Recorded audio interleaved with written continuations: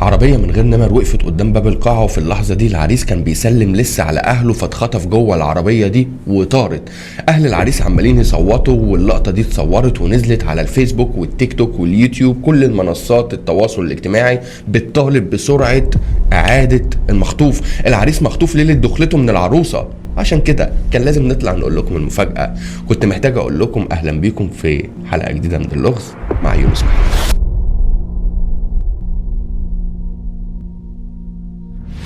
طبعا المقطع اللي في البدايه اللي حضراتكم شفتوه للعريس وهو بيتخطف في عربيه من غير نمر حاجه غريبه جدا، حاجه تقول لنا قد ايه ما بقاش في امن ولا امان في مصر، حاجه تقول لنا هو العريس ده عمل ايه عشان يتخطف ليله دخلته قدام اهله، وكمان الخضه بتاعت اسرته واخواته البنات وامه لما تصوت عليه بالشكل ده. نسيبنا من ارض الواقع ونروح للعالم الافتراضي الفيسبوك، وكل الناس بتتساءل وبتقول هو ازاي ما بقاش في امان كده. والسؤال التاني والاهم اللي كل الناس على السوشيال ميديا بتسأله هو ازاي الداخلية او الشرطة المصرية ما بقتش فرض سيطرتها. الواحد بقى يخاف ده ما ينزلش البنات من البيت بعد كده. من هنا كنا محتاجين نجاوب على عدد كبير من الاسئلة دي، اولهم هو الفرح ده فين؟ من هنا ابتدينا نركز حبتين، طلع ان الفرح ده في احد القرى التابعة لمركز ديكرنس في محافظة الدقهلية، والعريس اسمه احمد والعروسه اسمها امل. احمد وامل هما الاتنين عاملين قناه على اليوتيوب، يوتيوبر مشهور يعني لسه بيبتدي حياته، عنده 100,000 مشترك، بس هو ليه اخصام. ممكن يكون مقلب، ممكن هو مقلب.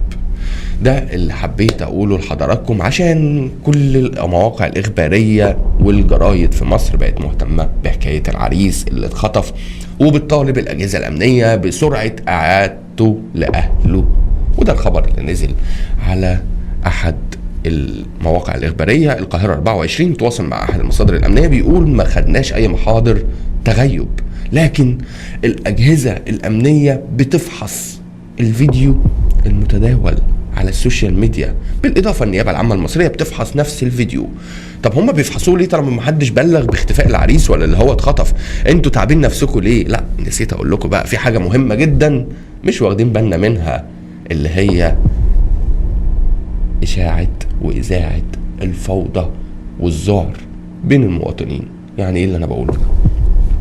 يعني اللي انا بمثل انا وقرايبي او انا بعمل فيكم مقلب، فاللي انا اتصور وانا بتخطف، اكيد مش بقول ان انا حد معروف، يعني اكيد مقطع فيديو لحد بيتخطف الناس كلها هتشير هدف اللي احنا نرجعه، هدف اللي احنا نعرف اتخطف ليه، هدف اللي احنا نقول للامن عايزين الراجل ده. ففي اهداف كتير، فده في النص هيطلع مواطنين يقول لك مفيش امان، الامان فين؟ والناس تخاف والناس مش تنزل من بيوتها. فده الذعر اللي بيحصل ما بين المواطنين. ما بالك بقى ان الذعر ده يتعمل او كان نتيجة اللي انت عايز تحقق ارباح من المشاهدات لمقطع الفيديو اللي انت عملته. للأسف العريس وقع في الغلطة ديت، وده اللي احنا كنا محتاجين نقوله لحضراتكم. يا استاذ احمد يا عريس يا جميل، انت وقعت في غلطة كبيرة، واللي هي عشان تحقق ربح مادي صورت واختلقت حاجة مش موجودة، عملت نفسك اللي انت بتتخطف، والمقطع ده نزلته على قناتك ونشرته على الفيسبوك قبل ما تنزل المقلب كله، فالناس كلها شيرته، فانت وقعت في الغلط. ومن هنا حبيت اقول لحضراتكم ربنا معاه ويقويه، عشان هو داخل على موقف صعب. انت محتاج محامي كويس، ومحتاج اللي انت تدافع عن نفسك، عشان القضايا اللي زي دي للاسف وانا بقول لحضراتكم ما بتطلعش منها بسهوله. ياما ناس كتير سبقوك لتحقيق ارباح ماديه، تهم بقى الفسق والفجور، او تهم اشاعه الذعر ما بين المواطنين، خلق حاله من الفوضى في المجتمع. التهم ديت ما بتطلعش منها بسهوله، ودي احد التهم للاسف. وانا بقول لك للاسف، والله انا ما كنت اعرفك، ولو كنت اعرفك كنت انا هنيك على فرحك اللي انت بوظته بايدك عشان تعمل مقطع فيديو، عشان تعمل حلقه وتكتب تقول معرفش ايه مقلب اللي انا رجعت الاهلي ومقلب الخطف.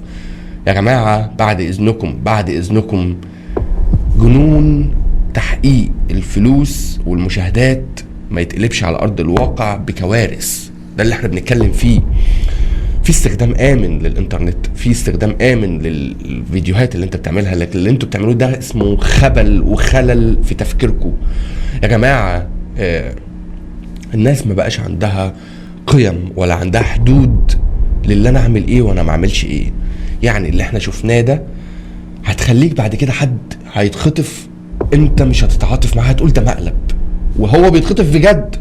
ونكون محتاجين ان الفيديو ده يتشاف ويوصل لوزارة الداخلية والنيابة العامة المصرية والأجهزة الأمنية عشان تتحرك وتجيب الراجل ده، وانت هتبقى السبب في اللي هو الناس مش هتصدق. كنا زمان في قصة في الابتدائي بناخدها، اللي الولد اللي كل شوية يطلع على الشط ويقول انا بغرق انا بغرق، عملها مرة واثنين وثلاثة واربعة، في الخامسة كان بيغرق، الناس ما راحتش تنقذه بسبب كذبه.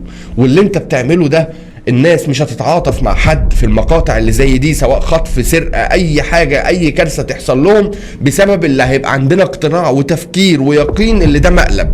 فانت عملت حاجة غلط من كل النواحي، من جانب المجتمع احنا زعلانين منك اللي انت تعمل حاجة زي دي، ومن جانب الدولة هتاخد اجراءاتها معاك، عشان ما ينفعش تعرف الناس او تقول للناس حاجة مش موجودة، واللي هو انعدام الامن وخطف وحاجات دي كلها.